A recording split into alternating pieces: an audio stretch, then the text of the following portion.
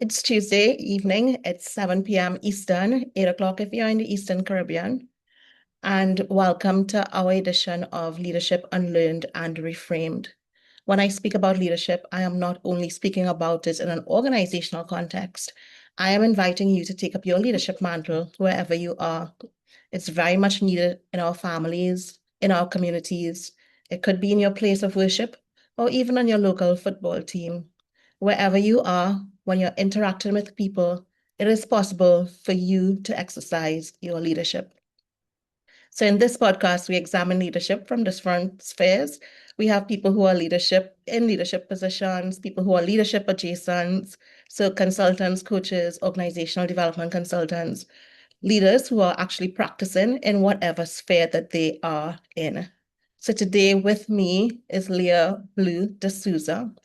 And Leah, you can welcome to our podcast, Leadership Unlearned and Reframed, and you can introduce yourself to our audience. Okay. Hi, Maxine. First of all, thank you for having me on. And I really enjoy how our paths cross at different stages in our career. In terms of myself, hi everyone out there. My name is Leah Blue de Souza, and I can't believe I'm going to say this number, but I have spent the last 21 years of my career out in talent development as an independent consultant. So I'm an entrepreneur as well. My company, I'm proud to say, has trained over 10,000 professionals in the Caribbean region, including also Suriname and Guyana. And last year we added a client in the United States. So Wonderful. yes, we continue to grow and expand into new territories. And I'll say, Maxine, that in that time, I've had a lot of opportunities to do different sorts of initiatives under the talent development umbrella. But I guess my two loves would lie in learning and development strategy at its core, and also in what I call high performance coaching for leaders in these two areas. I know today we're going to focus on, I guess, my beginning, which is in learning and development. Some people, of course, still call it training and development, which is okay. We'll take it. I know that's the core focus of today, but we never know where it may go as well. Yeah, absolutely. We're in the present time. So wherever it goes, whatever emerges, we're going to follow that thread. So congratulations on 21 years. That is no mean feat. That's a hell of an achievement. So congratulations. I And appreciate it. 10,000, and this sounds like a very wide span across the region and into North America. So just take a minute and really just celebrate that with you and with us. Congratulations, Leah. Thank you. Thank you very much. And I say the 10,000 really because when I reflect on it, what I like to think is, my gosh, I would have had thousands of human interactions. And for me, I think that is a part of it that I really hold dear. Mhm. Thousands of conversations, thousands of times I've heard people say what's working, what's not working, what they like, don't like in their organization. And I like to think I kind of carry those stories with me. That's beautiful. I love the idea of carrying it with you because you've made quite a distinction between learning and training. And so, that idea of carrying, how does that convey across those two spheres of training versus learning? Well, I think it's something from the point of view, if you are a trainer or coach, it's definitely something that you carry with you to every interaction. So while you respect the audience for who they are and where they are, and you want to meet them where they are, I think the bonus to them is most likely you've probably heard what they're talking about before. This is a fact. You've probably heard it, even though they feel it is the first time they're experiencing it. And you want to have space for them to feel it.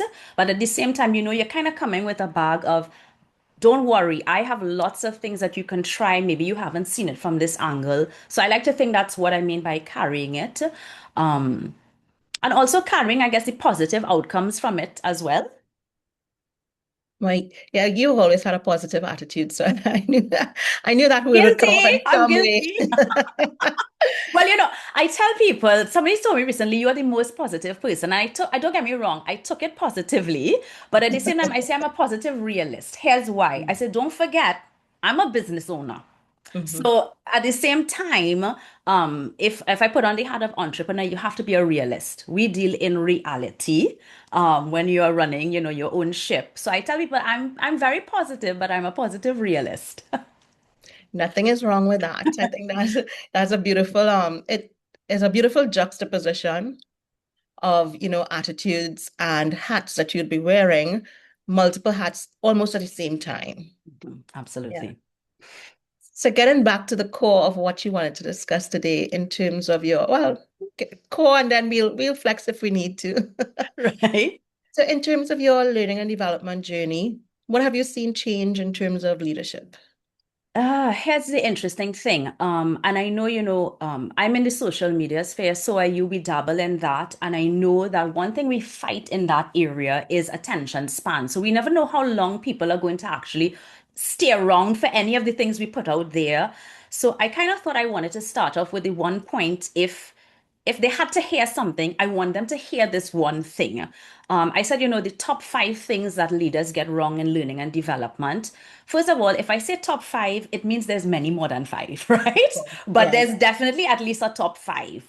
And if I had to say, okay, Leah, if there's one thing that I had to leave the audience with, this was a tough choice, but it's going to have to be this one thing that I have seen in the learning and development, training and development sphere that leaders get wrong is that they're putting people in charge of learning and development who are not skilled to be in charge of learning and development.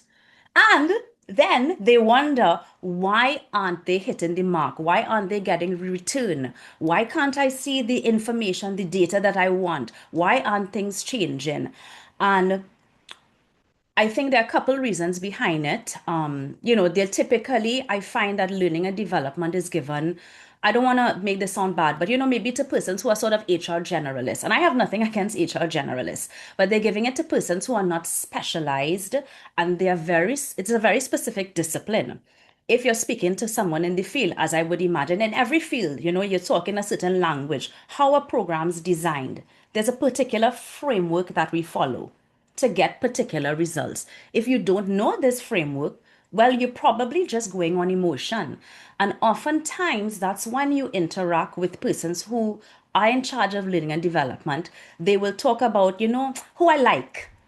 I like this person, or the audience liked. And the likability factor is important. That's what we in my field will call Kirkpatrick level 1. There are 4 levels, right, that you need to hit.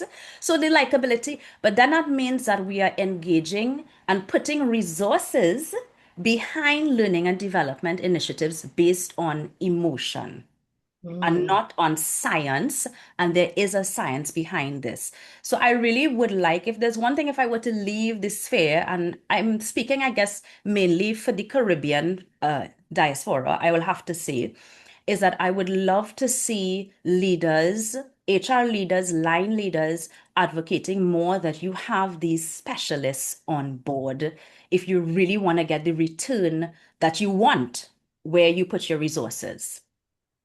So to just understand this a little bit more, is it a competency issue or a capability issue or both? Both, I think we have persons. So even if we look at the level when they are advertising for these roles, I don't see any request for designations.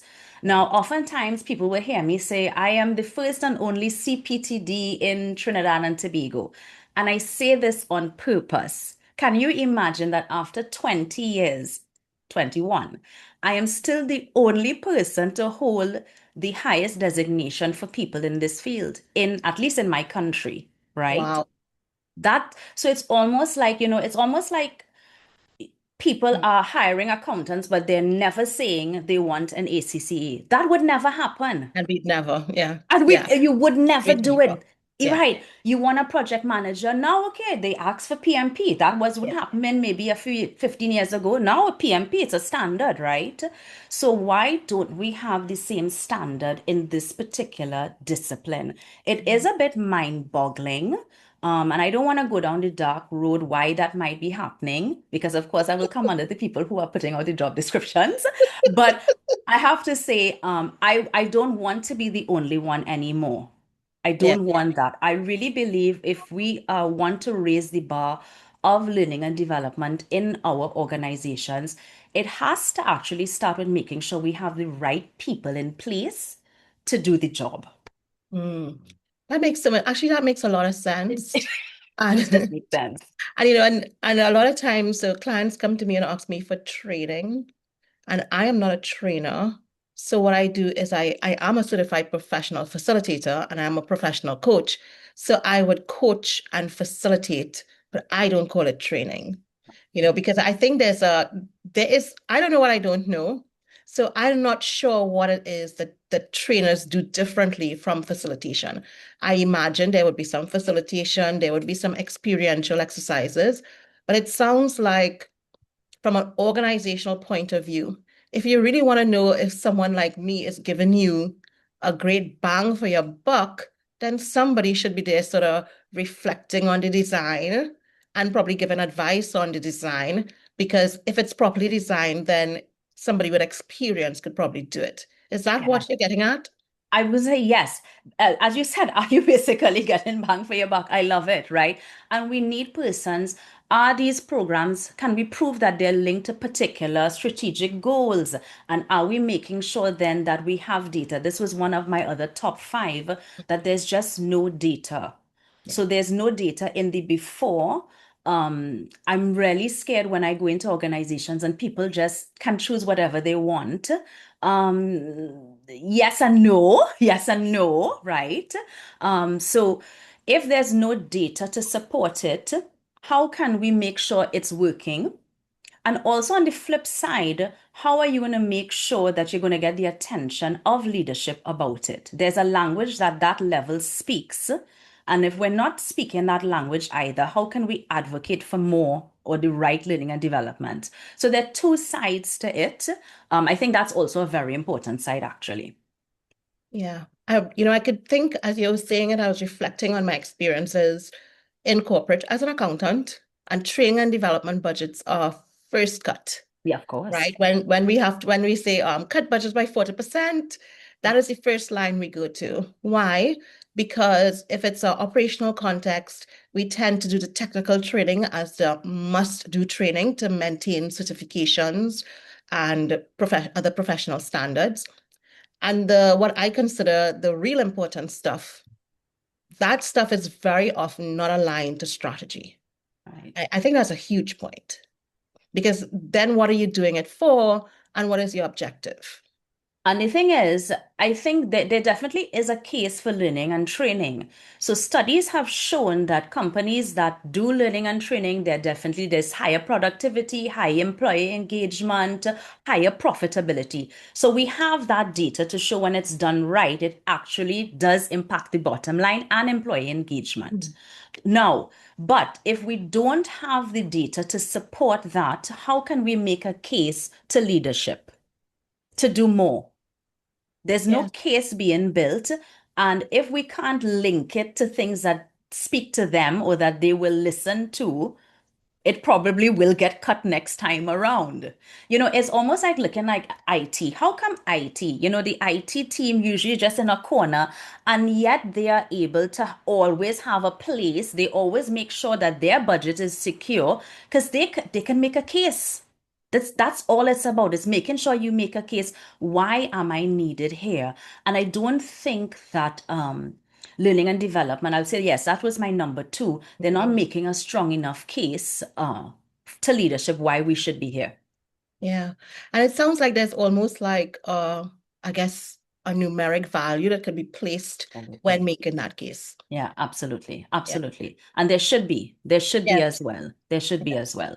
So that was on my number two, in terms, because I know time as well. I know I had messaged you before. I was like, is it 30 minutes or 1 hour? Don't worry. Let's just talk. When you finish, we'll stop. You don't worry about time. We're good.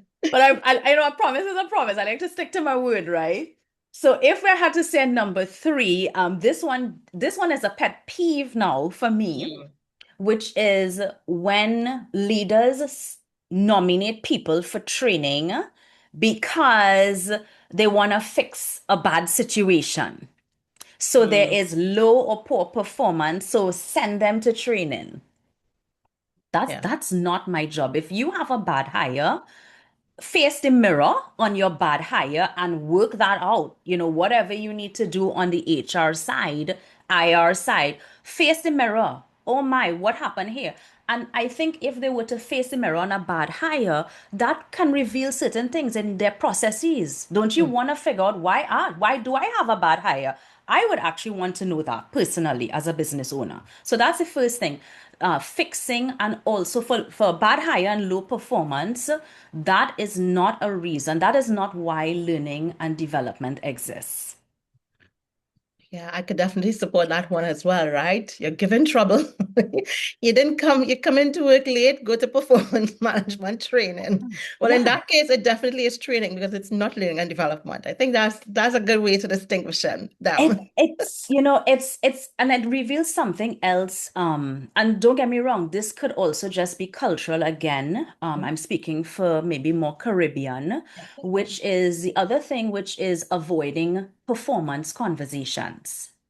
Yes. So I have not done a study on it, but I mean, 21 years, I would say, going back many moons before, I lived and worked in Switzerland. And I'll just share a little story there that made me understand the importance of having performance conversations. So I was a team lead with GlaxoSmithKline at the time, and my team had grown from 4 to 20 in a year, persons. So rapid increase. And every week, the four team leads had to meet with all the managers, and every single week we had to report on all the issues happening in our teams and everything they wanted an update on. In essence, what they were looking for every week was that you move the needle. If Right. either you resolved an issue that is possibly you could resolve in a week's time, or you move the needle. What that meant for me is that I had to deal with everything from either, literally people not getting the job done to wearing wrong uniform, everything under the sun. But I had to have those conversations, as difficult, awkward as they were, every single week. Now, what I realized, were they difficult and awkward for me? Yes, they were. But what I realized is when you start to have those conversations and you deal with those awkward situations, the machine moves faster. The machine is cleaner and she moves faster. And guess what? You get more results and we get our bonus at the end, right? So that was something that I learned early on and I've never forgotten it. Coming now back to the Caribbean, I'm going to say this, and I know it's going to be out there now for the public. We do have a tendency to put things under the rug. We don't like difficult conversations. It really is not our we call it conflict, we call it confrontation. And the more difficult conversations you have, the easier it gets. We call it direct, we call it rude. So yeah, Yes. yeah, I'm so glad absolutely. you mentioned the word conflict because actually I realized people will ask me, do you do conflict management? And I'm like, it's not a conflict. All you are trying to do is have a conversation with somebody. Yes, it's awkward, maybe even painful, right? So you have to tell another adult and have a conversation about why they're coming in late and they want to play, they don't know they're coming in late. It is awkward, people. But sending people to training to solve that, I promise you, is not helping your organization. Because here's the thing, imagine how many conversations then are being avoided that is hurting operations, that is hurting the bottom line. So this one for me, when I smell that it's a performance issue, I bring it up. Yeah. I will probably put it in my report. I bring it up. Is it always what they want to hear? No, of course not. But Yeah. I have to bring it up. And it's something that anybody who's been in my, training sessions will know. I speak about this a lot because I really believe, at least in Trinidad and Tobago, I think if we got better at having these conversations, productivity would just, we'd have less issues and productivity would just be through the roof, through the roof. I quite agree. And so I'm wondering if the reverse is true. If people come to training sometimes as a bonus or an incentive, if it's sometimes used as a negative thing. So you have a star performer, you send them on training. You have Yes. someone. Does that occur? Do you see that as Yes, we well? have the bonus. We also have the training when it should have been a team bonding. Mhm. And then people, what they really wanted was just a day away. Like, Yes. Yes. why am I in here? This is not what this team needed. What they needed was just, drive up to Maracas, have some shack and bake, have a laugh together. This is not what they needed. So yes, the opposites also happen in essence. And when you think about it in a serious way, you're putting resources where Yeah. they shouldn't be. It's resources at the end of the day, Yeah. right? So misalign using training for all sorts of reasons, all the wrong reasons. Yeah. And the and I'm laughing because I'm remembering how important the food was in training sessions. It It's still like, is. yeah, It still is. the food is the number one thing, right? And then it's like if it's in the organization and if it's 20 people who are in the training, make sure that you order for 25 because, some directors have to get or the HR manager has to get. So it's like there's a That still whole goes. culture Well, around. I will say something. I definitely think you have to take culture into context when designing a learning. So I don't play with the Absolutely. food. I always ask clients for any length initiative is catering and what is being offered because if it's not being offered and we go over a period, I bring it. Because Right. I don't want nobody to hate on me, right? So if not, I will walk with the food. Yeah, food is so important. I'm laughing, right? Because I mean, these are nuances Yes. that could be cultural, Yeah. right? Because that's what we know. Mhm. And I know it's so important. I know the first thing people would comment on, they would put on the forms, the food was good or the food was bad. Yeah. And if the food was bad, it's gonna be a token point that Yeah. sort of diminishes the value of the training. Well, and definitely you do want to make sure that the things that could be easy wins that you do them. Yeah. Absolutely. So, of course, that's kind of 101, your room, your setup, time of day, all those things you want to make sure you get right. What do people like that you hit those things? Absolutely. Um, but I guess if I said I kind of went over a little bit, but if I would say another thing, and I'm sorry if these are pet peeves, but I'll bring it up as maybe I don't know if it's 4 or 5, I don't know where we reach, right? You But go ahead. something I That's will all. say Yeah.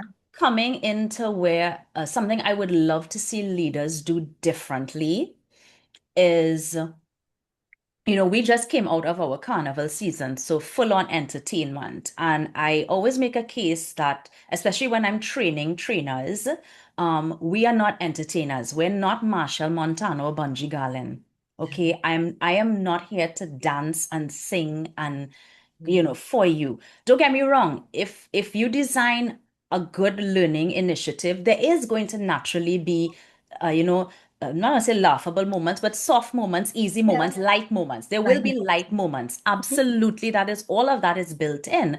But we're not entertainers, number one.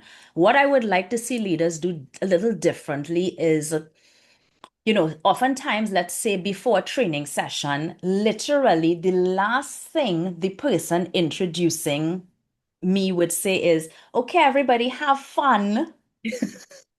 And I'm just like, to the point, I've actually recently told a few clients recently, please don't say that. Please don't say that at the beginning. If it's the last thing, because guess what is the expectation right there? Yes, you're gonna perform. Go, Yeah, Leah, go. yeah. Chain you up. Right? Yeah, Guys, don't worry. I've built in fun moments. Okay, I get it. But on a serious note, what I would like to see, I know you mean, don't get me wrong. If a manager after training wants to come in and say, did you have a good time? I get that. Again, level one. What I'd like to hear after that is, so how do you see yourself using this? the Come application. on, guys. Come on. Let's have the performance. Let's link it to performance. So when I might see you doing this, and you might say it in your own way, but we have to at least add on something that the message is this is about performance on the job. Because there's a reason why we're doing this. It's for the job. And I'll tell you something. This is basic adult learning theory. If you don't make that link to adults early in the game, They're not gonna happen. Yeah, I totally agree. I totally agree. That's where the experiential comes in. That's where the question, what's in it for me, comes in. And that's why it must be immediately applicable. And the yes. immediately applicable is not on the trainer, it is on the organization. Yeah. You know, the interesting thing I've been doing recently, I will literally ask a group, you know, once they've introduced and they said have fun, I will ask you, why were you told you're here? What are you here to do? And I Yes. want them to tell me.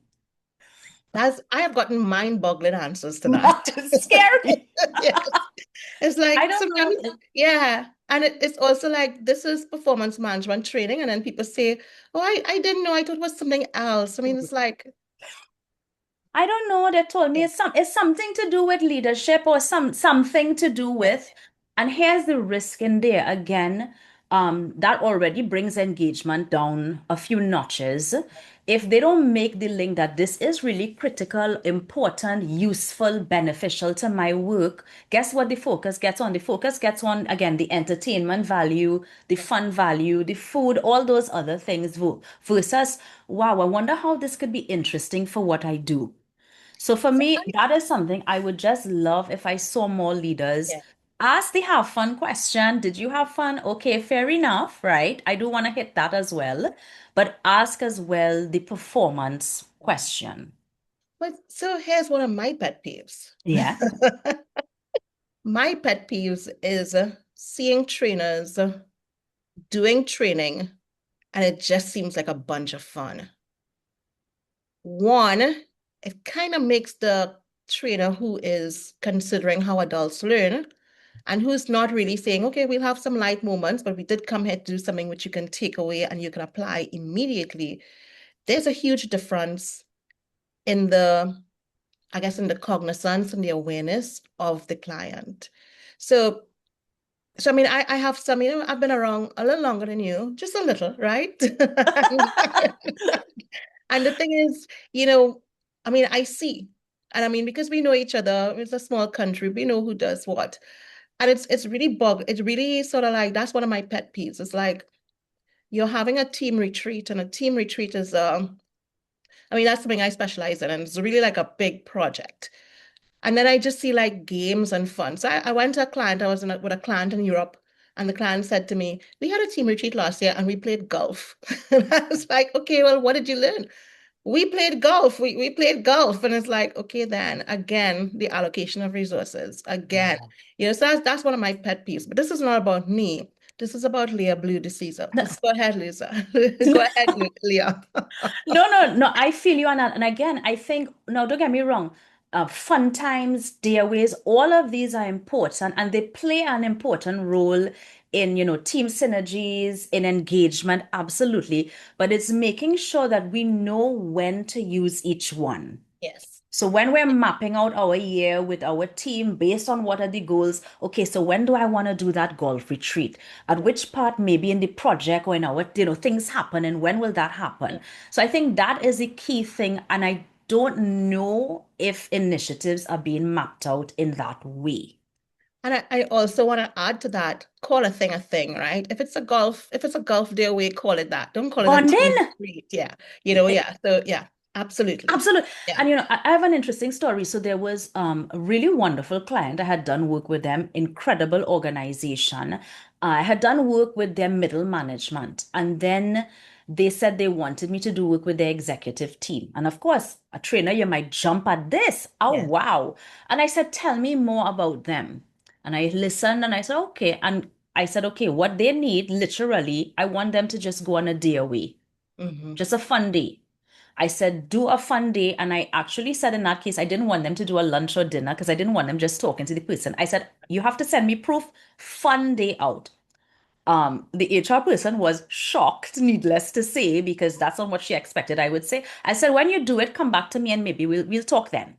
Yeah. I didn't hear from her for about 2 months, right? Good.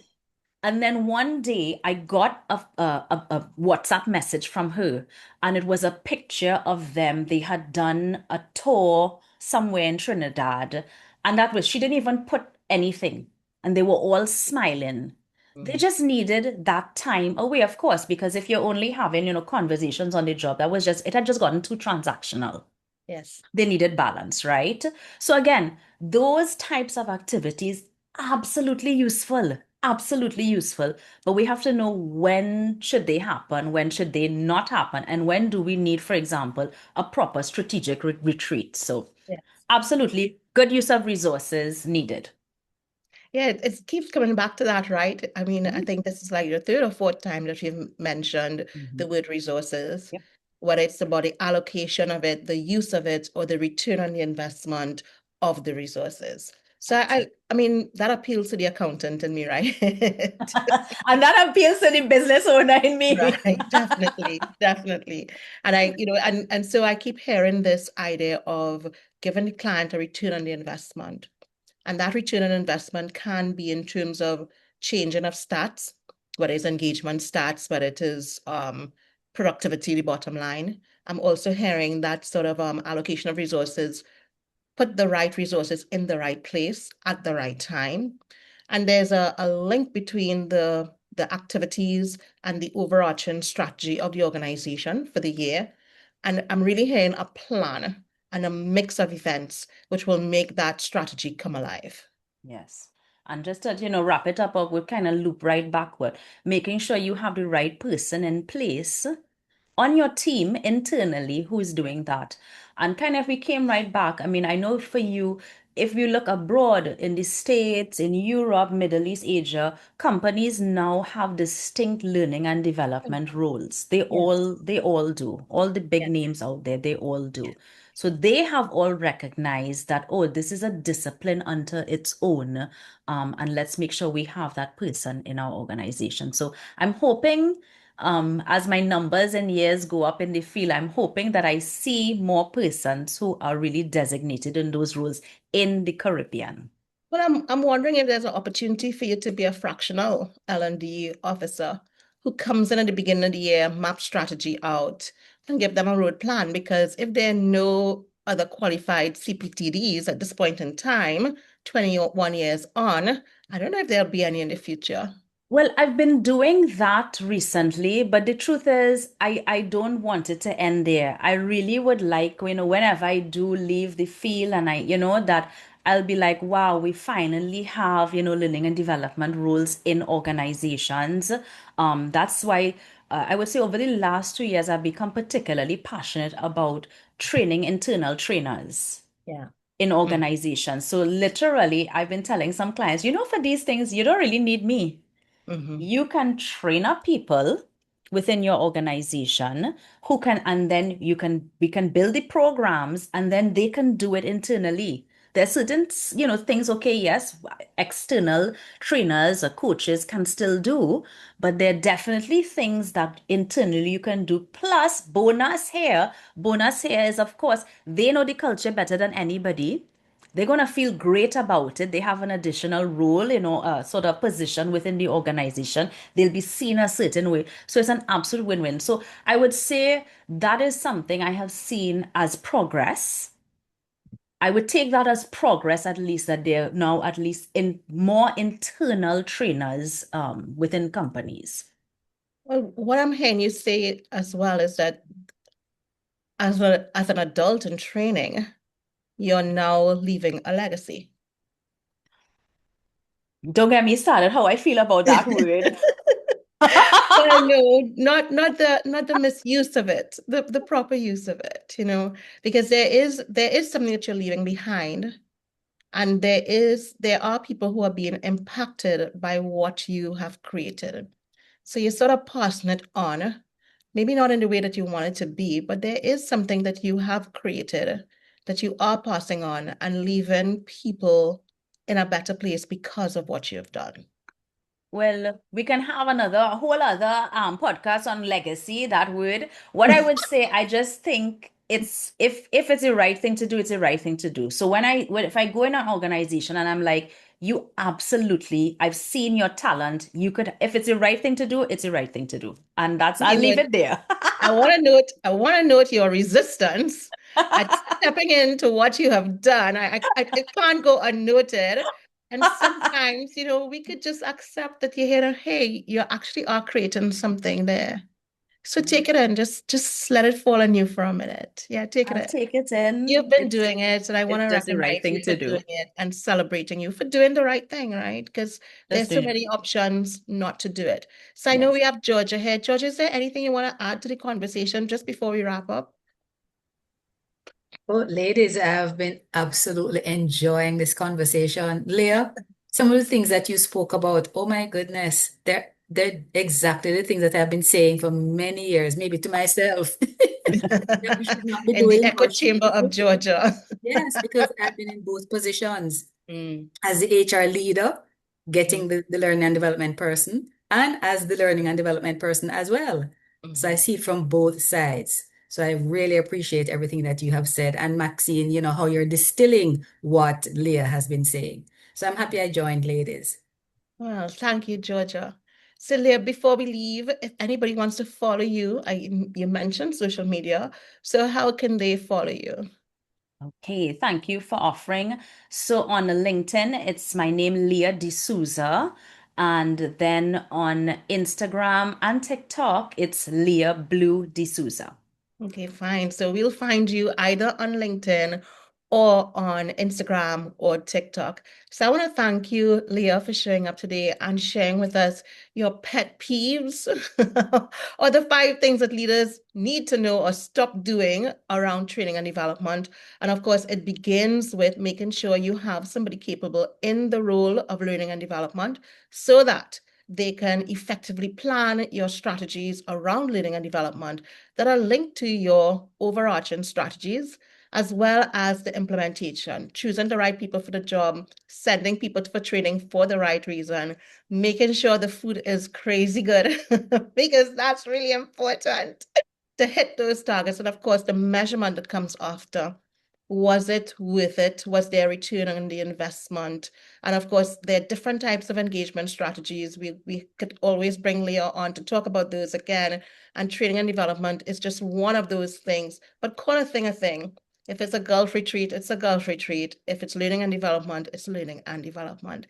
So Leah, thanks a lot. And of course, we're here every Tuesday evening at 7 p.m. Eastern. Very soon we'll be in the same time zone, so I know it gets confusing because it's 7 p.m. Eastern. And thank you again, Leah, for joining us. And of course, we will see you next week, Tuesday, with another guest. Thanks, Leah. Thank you.